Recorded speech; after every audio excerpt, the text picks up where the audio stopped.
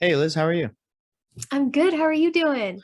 I'm doing well. As the time of recording, it's Friday afternoon, which is always a good time. Yes, 5 o'clock somewhere. It is. It's 5 o'clock too. Exactly. Yeah, it's planned perfectly, right? So we got to talking a little bit before this recording started, and you seem like a very energetic and vibrant personality. So tell us a little bit about yourself, and I know that'll kind of be a running theme in this episode. I can tell from now. Oh, geez, thanks.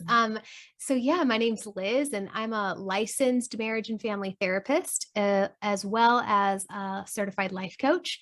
And I really help people uncover their purpose, walk away from the things that don't serve them, and really create their dream life and create the life they've always desired.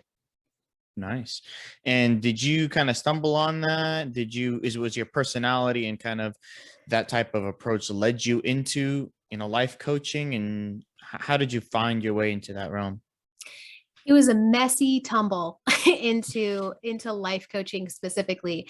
um, I will try and keep the story more brief, but I kind of was the kid who just did everything everyone told them to do. So I followed the steps. I was a good student. I was never great at any one thing, but I was good at talking to people and helping people. So I thought that's a good thing to study. And I Hmm. started studying psychology in college, but you can't do much with that as a bachelor's degree, financially speaking. Hmm. There's a lot of jobs, there's just not a lot of income. Right. And I kept going. So I got my master's. So I just I did the motions to kind of create a career. And then I got into that really heavy career of community mental health, which is very demanding.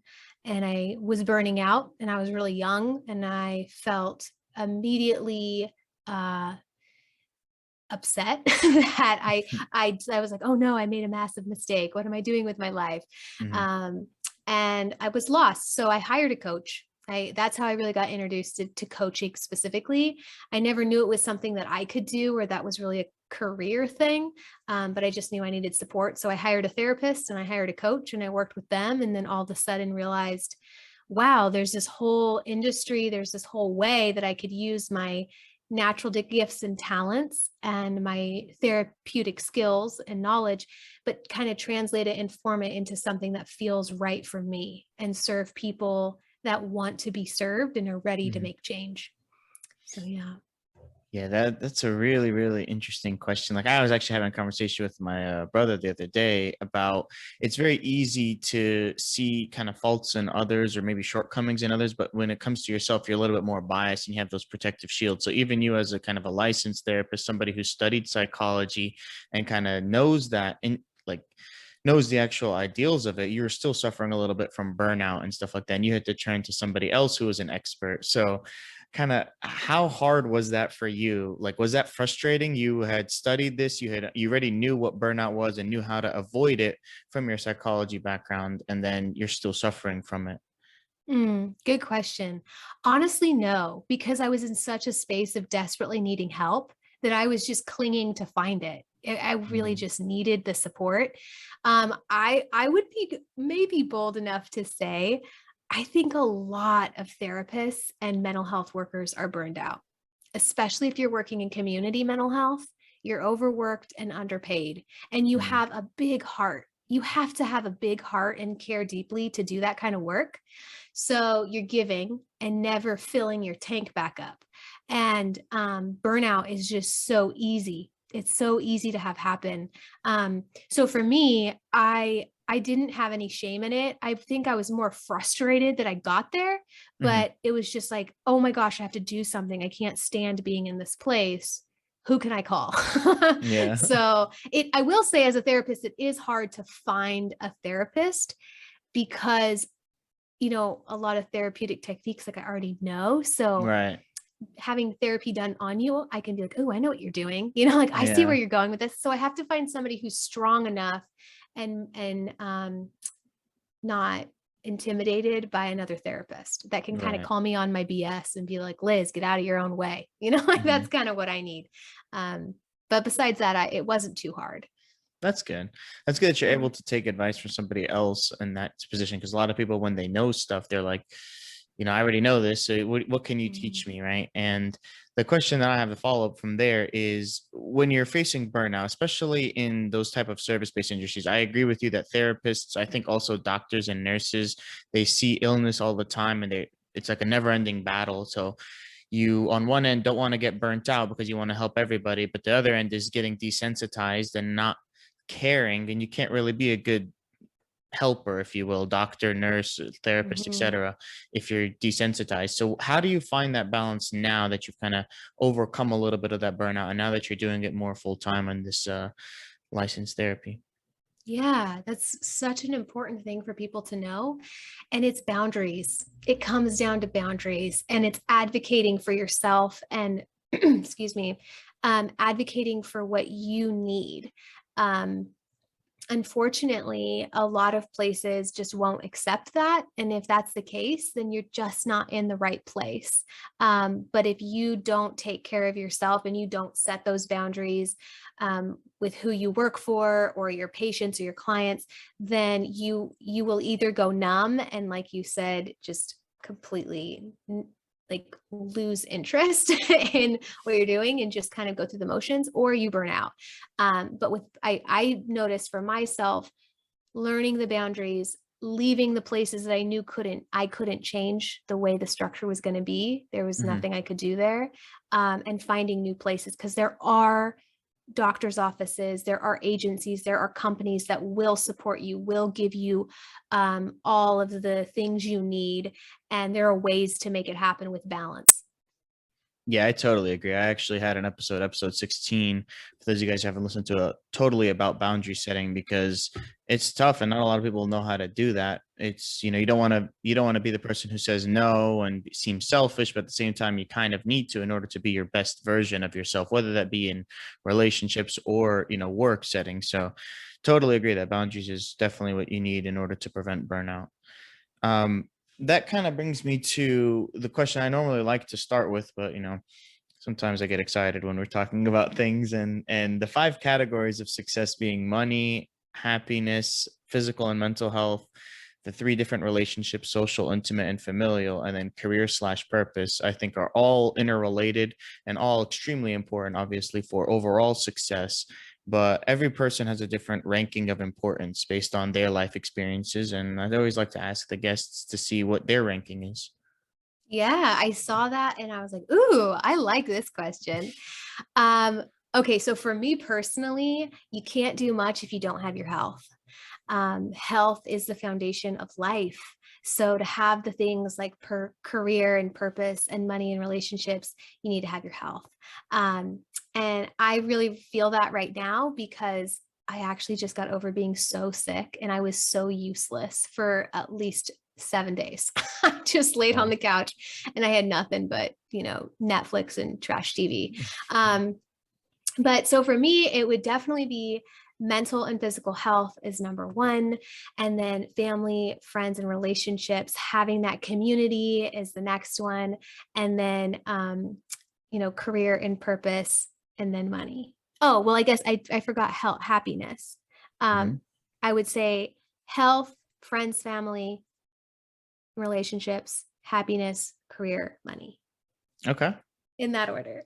Nice. Nice. Definitely mental health, I think, is going to be your probably strongest point, being that you're a licensed therapist and you kind of deal with the mental health workings. But I'm sure everybody has a lot of different barriers when it comes to mental health. It's something that's not talked about because it's not as visible as your physical health, right?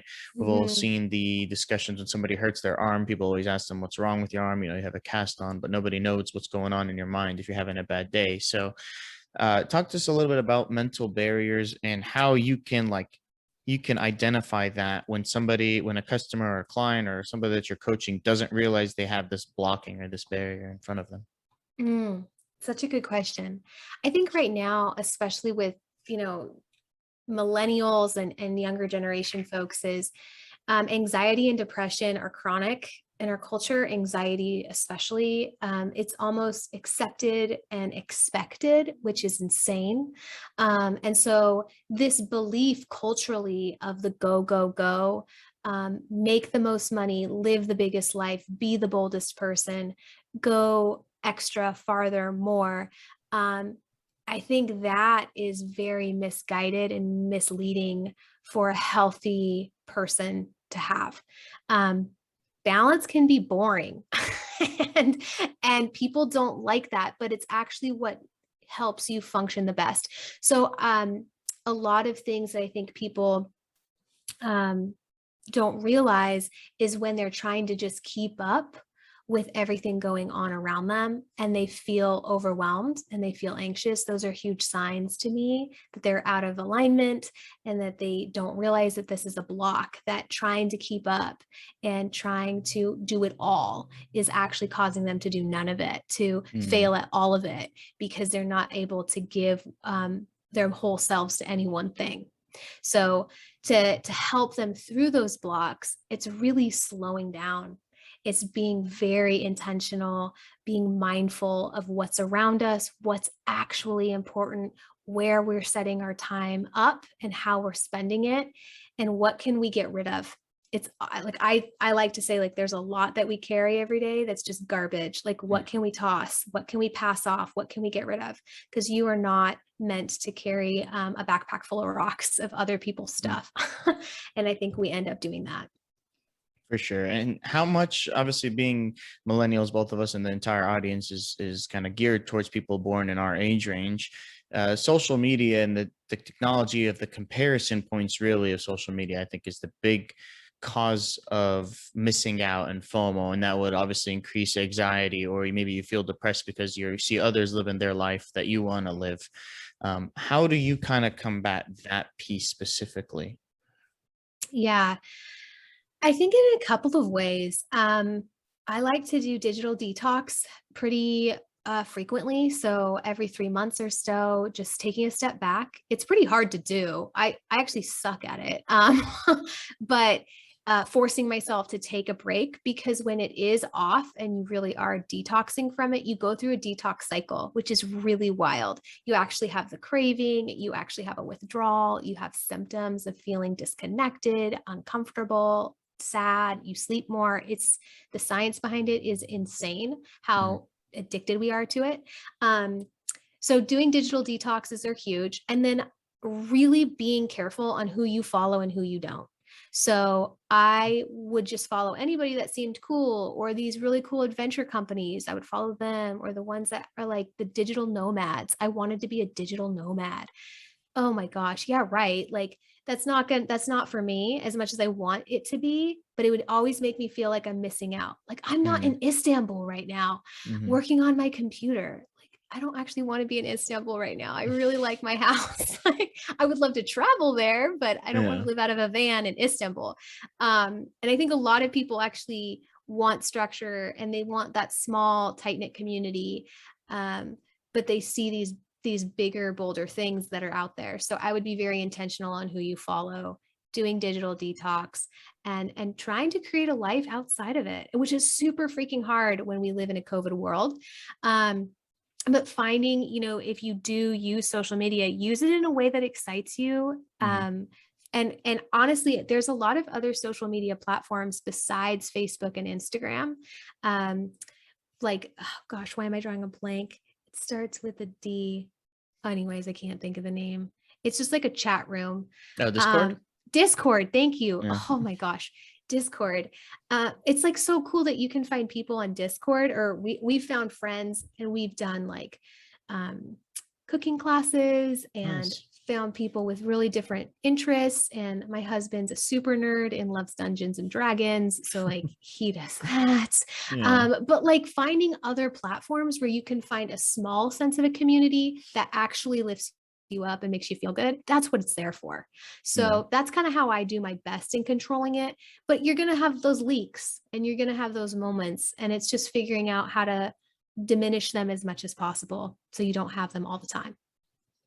Yeah, I think that's everything in moderation, is the cliche that Mhm. gets thrown around a lot, but it really does hold true in this as well, because you don't want to stay addicted to certain platforms that, may not be serving you. And it doesn't have to be like you're getting benefit from it, but serving you can mean that you're limiting the harm it could potentially cause, right? Yeah. And Yeah. you kind of harp a lot on being able to coach people to be able to walk away from things that don't serve them. And so Yeah. I'd like to understand a little bit of how you can do that, because it's not a understanding thing, right? People know that, okay, maybe they know inherently this isn't working for me, but the actually Mhm. ability to remove themselves from that. And it could be in a relationship, or it could be, we touched on social media. So maybe we talk about the relationships of how you can step away from something that's not serving you. Mm. Such a good question. So, yes, I would first say that we all know what is not serving us.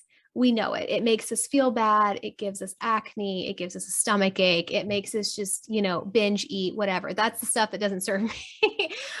It might feel good in the short term, but the long term always comes back to bite you. So, when it comes down to it, what I really coach people on is respecting and listening to their own inner voice and intuition.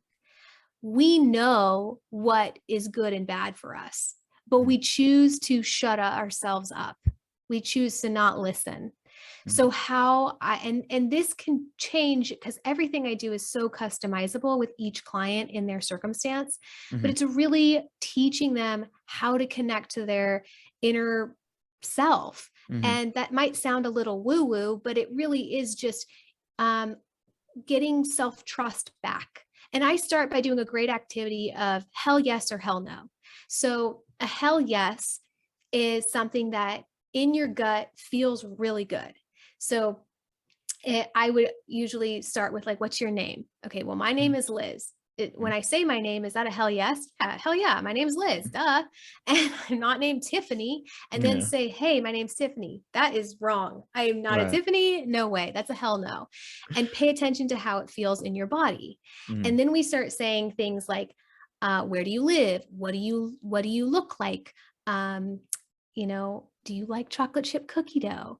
Do you like, whatever? Find things that are hell yeses and then find things that are hell no's. Like, I drive a G Wagon. Oh, I really want that to be a yes, but it's a hell no. I don't. mhm, And I know I don't. And then, oh, you like squid for dessert. Ugh, no, hell no. So those hell yeses and hell no's are really simple, easy ways to practice what trust feels like in the body. And when we can practice it more and more and more, we get more confident in knowing what's right and what's wrong within us. Does that make sense? yeah. So it's kind of, you're training yourself to learn to trust your gut, if I can Yes, rephrase that. Okay, exactly. Spot nice. on. Learning to trust your gut. And it starts out, like I said, simple, but then it gets more complex about, hey, your career, your job, your partner. How does that, is that a hell yes? And it's Mhm, really hard. And you want to say one thing, but you've built up that gut feeling, it's the other. mhm, So it's a process, and that's like a simple activity we do, but it's really getting to know what we value, what we genuinely give a shit about. I hope it's okay mhm. that I said that. It's What fine. we care about, Mhm, and not what anyone else cares about. So I spend a lot of time coaching people in figuring out what matters to them. Um, and if you think about it, society teaches us a lot of values. So think about, I mean, we're supposed to value the holidays in a small quaint town, like every Hallmark cheesy TV movie, right? It's mhm, like the big city girl leaves and goes and mhm, like falls in love with some random good-looking actor and mhm, he's a country boy, right? That whole story.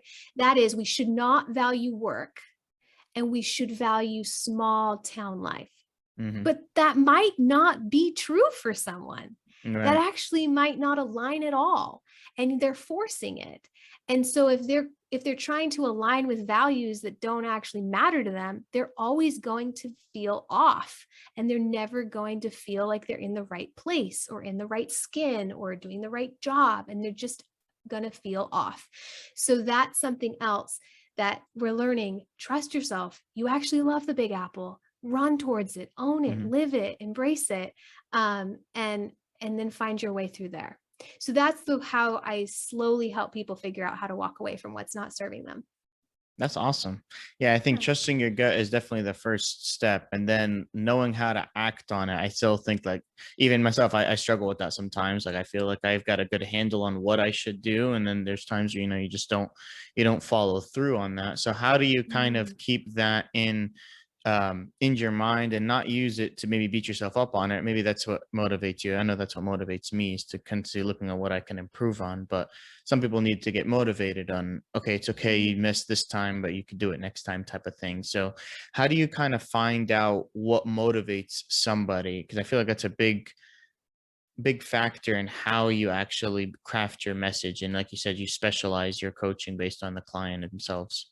Right, right. So I mean, that's when I use my therapy tools to figure out what people like and how they respond. Some people respond to a lot of positive reinforcement, and most people do. Everyone does appreciate confirmation, but some people really like to know, like, where can I improve? What is my weakness? I want to Yep. grow there. Other people want to know what their strengths are and how they can lean into those. Hmm. So you kind of have to customize that piece. But I think really it's bite-sized chunks, and that's across the board. If you want to run a marathon, you start with 1 mile Right. and you just build.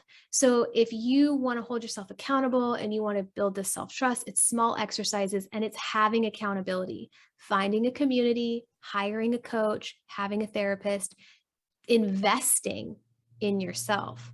Because especially when you put your dollar down, Hmm. there's a level of accountability that is different than if you just sign up for a free masterclass online. Right. You're not even going to download it. Like Right. you're not even going to watch it. I do it all the time. And here I am, like, I'm just as guilty as falling for those things as anyone else. I'm like, oh, that seems great. It's free. Let me get it. I never look at it. But then I Mhm. invest even $20 and I'm like, man, that could have been dinner. That could have been something different. Like, then there's accountability there. So those are things that, to keep yourself moving forward, bite-sized chunks, find community, have accountability, and invest. If you had to rank those four specific ones to, in order of how to start the journey of instilling a belief in yourself that you can get it done, which of those four do you think is most important? Hmm. To get it done. Um, I mean, gosh, that's really hard. That's so hard. I would say starting small. Yeah. Starting small, because if you have enough grit and you have enough like commitment and you're willing to hold yourself accountable, then it's more important that you just show up and you just do like the daily task. Yeah. So the bite-sized tasks are the foundation. Um, and now, if you struggle with that, though, then I'm going to say accountability is like number one, because then you need that person to motivate Mhm. you or get you to even take that first step. Um, I'm somebody that's pretty self-motivated. So for me, if I'm going to commit to, running a mile, then I'm just like, God, okay, let me tie my shoes. Let's go. Like I'm Mhm. miserable, but I can somehow do that. But not everyone does that. So I think that it's like hard to answer because I really do think it depends on the person. But I would either rank like accountability and bite-sized chunks is the first thing. That's fair. Yeah, and Yeah. I think discipline or bite-sized chunks, wherever you want to word it, Yeah. is you need that in order, because sometimes motivation will fade, or sometimes the community will bring you down if they're also not feeling motivated, and you just gotta Oh, be like, yeah. well, I'm going to the gym today, or I'm doing whatever I said I was gonna do, and you make it happen that way. And Um, that's habits. mhm, That yeah. comes down to habit, and that gets built over time. And that's something people forget is you can have positive habits and negative habits. And the great thing is they can change at any time. But it Mhm. really is having a system and a routine and turning it into habit so that it no longer is motivation, because you lose motivation, Mhm. but you don't have to lose habit. So that's something Mhm. I really try and teach people too. Yeah, that's true. I never thought about it like that. And once you build a Yeah. habit, you don't really need the motivation to do it. No, you just go, right? Yeah. Like you brush your teeth, you brush your hair, like doesn't, whatever you have to do. Mhm. Um, it just becomes habit. And I know for me, some of my habits are quirky ones, but I do them like I just turned 30 and Mhm. I'm like, all of a sudden thinking, oh my God, I have to stretch or I'm going to suddenly turn old. I don't know why, but it's the silliest thing. But like I've turned it into a habit where every day I stretch. And that sounds so old that I'm even saying this on a podcast, but it's turned into this thing that I just do. And Yeah. I'm not thinking about it. But if you told me to stretch a year ago, I wouldn't even stretch after like running 5 miles or lifting weights. I would just be like, I'm fine. And Yeah. now here I'm doing it every single day, no matter what. That's So awesome. that's just a simple, silly example, but it happens and it just becomes second nature for you. Yeah. I mean, that's awesome. That's awesome. I'm laughing because I also never stretch and I've started to recently, but not every day. I need to.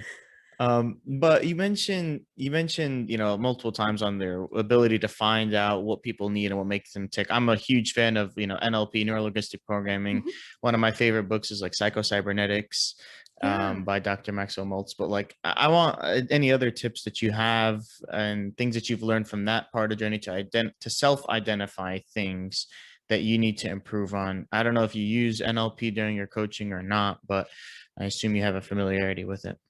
Yeah, I'm not an expert in NLP, so I won't speak to that.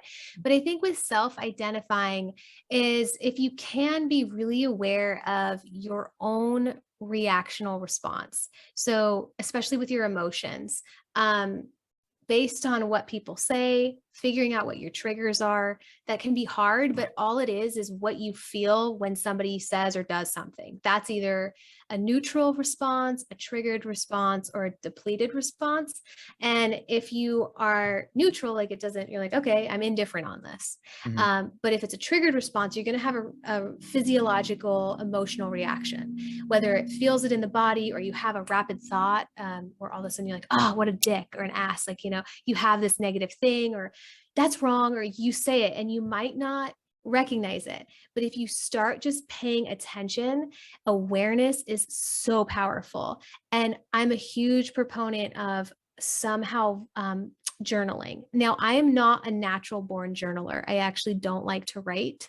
So, what I do is I use Voxer and voice memos and I Vox myself. Nice. And it sounds so silly, but I will say a message to myself and basically, sorry, there's a motorcycle in the background that's being really loud. Ignore that. No worries. I will say like, oh my gosh, I totally thought this about this person today. And then I'll just leave the voice memo. And then basically I'll go back and I'll listen to it like a day or later and think, interesting, what was going on in that moment? And I try to be an observer of the environment. What caused me to think that? What was going on? But you have to be objective. Like you have to kind of pull yourself out a little bit. And you can't do that when you're in it. You have Mhm. to like just say that you're experiencing it and then let it rest and then come back to it later, if that makes sense. Yeah. No, I agree. I mean, you have to be able to. I have a rubber band on, and I've said it multiple times every time I talk to somebody. It's like this just helps me when I'm going through a bad chain of thought or it's starting to go into self harm. I just, I flick the rubber band and it snaps on your arm. Then all of a sudden, now you're focusing on the pain of your wrist, and then you momentarily stops the amygdala processing the emotion, and then you go Yeah. back like, okay, then I can reflect at night or reflect on a car ride back or later, why I was exploring that emotion, but I have to stop it in the moment before it goes Too down a far. rabbit hole. Yeah, exactly. Yes. That's why I use things like, a voice note, Hmm. a quick message. I'm a big believer in movement. So if you Hmm. can get up and actually physiologically move and do something different, that's also going to change the wiring in your brain because you're redirecting a pathway. So, I can get stuck in a loop really fast. And when I find myself there, the moment I find myself, I immediately run out. Like I dip out of it, I do something different. I call somebody, I write a note, I cook something. I just force myself to do something totally different and it'll redirect me. And that's the same concept of flicking the rubber band. Yeah, So it works. yeah, it does definitely. And I have a question about. I kind of save this one to the end because it's always a tough one to answer, but purpose was kind of lower on your list in the five categories of importance. Obviously, they're all high important topics, but how do you find that? Because I think that's a big proponent of happiness. At least maybe that's what I view in my terms. But how do you find your purpose? Is it part of like, trusting your gut is a part of how you feel and intuitively about certain topics. How do you kind of discover this is what I want to do with quote unquote the rest of my life? Mm, yeah. It's interesting. I have a whole purpose-based business and then I put purpose last. That doesn't look good. No, no, I think um the thing that's so important about purpose is that it's multifaceted and it can change. So I don't believe that you have one purpose and that's it and that's all you are called to do. And I think some people might have that, but I don't think that's the average. What I think it really is purpose is your unique gifts and talents and skills that you were born with. Like someone's a fantastic artist. I can't draw a stick figure, but I'm really great at communication and I really feel called to serve in that way. And so that's a natural gift. But it's not only what I'm naturally gifted at, but what do I feel really joyful doing? What brings me joy? Because what brings you true joy is connected to purpose. So, what do I naturally have gifts in? What Mhm, do I feel really good doing? What brings me joy? And what also helps me have greater meaning? So, we naturally kind of focus selfishly, right? We need mhm, to get our own needs met. But there comes a point when you have all of that done and there's this still level of like emptiness or lack. And that usually gets filled by serving, by mhm. giving, by doing. And if you find joy, you're going to find joy in doing something specific for someone else or some animal or the world or whatever it may be, giving there is where there's a lot of power in your purpose. So, based on your age and stage in life, whether you're in your 20s or 40s, it might look slightly different. But focusing on what is the here and now, what you're naturally good at, what you genuinely like, what you value, what you give a shit about, and what brings you joy is going to give you purpose here and now. And you will continue to evolve from that if you stay true to your gut, you listen to it, and you pursue it more and more because you're going to evolve. You're not going to be the same person you were 10 years ago, right? You're probably not the same person you were 5 years ago. Yeah, no way. No way. So your purpose 5 years ago probably isn't the same today, but you've grown. And so if Mhm. you continue to excel in that and listen to that, then it's just going to expand and be more beautiful as the years go on. Yeah. I mean, I think if you hold your values steady and the shape that it can take in terms of career path, in terms of what you're actually physically doing day to day, will change as long as you're doing something in accordance with who you are as a person. Exactly. So I Yes. mean that's a well put for sure. And I could tell why you're a good coach. Thank Speaking you. of that, where can people find you on that? Maybe connect with you and learn Yes. more. Yes. So my website is lizpessaran.com. And hopefully you can spell that in the show notes. And Yep, for then, sure. thank you. It's a rough last name. And at Liz Pessaran on Instagram. And I'm on Facebook, Liz Pessaran Life Coaching. And on TikTok, I don't even know what I'm doing there. So I don't know how you can find me. I just started and that's where I'm like, ooh, I'm getting a little older. I don't understand. I can get in the trap of watching TikToks, but I don't know how to create and give TikToks. So So we you will don't do any stick. of those dances? I The don't. I trend mean, I'll dances? no, I have no clue. My nieces and nephews teach me, and I'm just like, okay, here we go. Yeah. But yes, you can find me on those spots and please reach out, DM, message me. I love to start conversations with people about wherever they are in life, what's going on. And I am currently taking on new clients for the fall. So if this is something you want to explore more, I offer a 30-minute free discovery call where we can chat all things you and see how coaching may be a fit. Awesome. Awesome. Yeah, I definitely have those links all in the show notes for sure. And I like to also end every interview with something that inspired you, whether that be other books that you've read, whether that be, YouTube videos, whether that be different podcasts, anything that's been kind of impactful in your life Mm. that you want to share. There's so many. Anything from Brene Brown on just that Mm, self acceptance and that good positive fight. I always love her work. And for a millennial, honestly, almost 30 podcast was something I discovered. Not everything on there was a perfect fit for me, but there were certain things that really aligned with kind of figuring out when you're lost and you don't know what you're doing and you're kind of Mhm. getting closer to 30 years old, that kind of thing. I really was inspired by the work and the people they interviewed there. So I would start there. And then I was also incredibly inspired by my own life coach, and her name is Erica Carico. And she really showed me that you can have everything wrong and still find a way through the light. So yeah, lots of things to get inspired by. Definitely, definitely. Well, I definitely appreciate the time, Liz. This was an awesome conversation for me. I definitely learned a lot, and hopefully we can continue to follow your journey and have you back. Yeah, would love that. Thank you for having me.